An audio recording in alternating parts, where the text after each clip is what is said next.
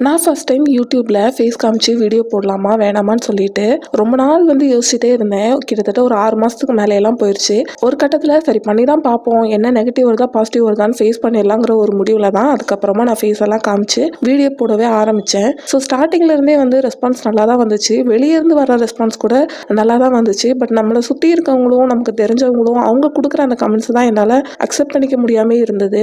யாராவது ஏதாவது சொல்லிட்டா என்ன பண்ணுவேன், இது கொஞ்சம் வெயிட் கம்மி பண்ணிவிட்டு அதுக்கப்புறம் வீடியோ போடலாம்ல, கொஞ்சம் ஃபேஸ் எல்லாம் கொஞ்சம் பிம்பிள் அதெல்லாம் கொஞ்சம் ரெடி பண்ணிவிட்டு அப்புறமா வீடியோ போடலாம்ல, அதை பண்ணிவிட்டு பண்ணலாம்ல, இதை பண்ணிவிட்டு பண்ணலாம்லன்னு நிறைய நெகட்டிவ் கமெண்ட் வந்துச்சு.